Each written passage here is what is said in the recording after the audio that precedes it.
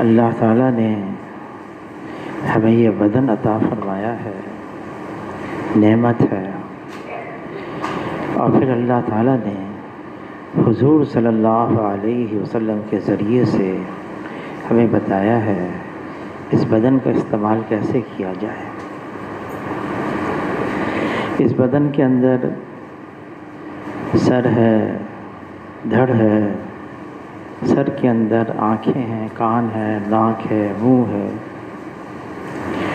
حضور صلی اللہ علیہ وسلم کے ارشادات سے بات یہ معلوم ہوتی ہے، جو ان اعضاء کی حفاظت کرے گا تو میں اس کے لیے جنت کی ضمانت دیتا ہوں۔ آنکھوں کا استعمال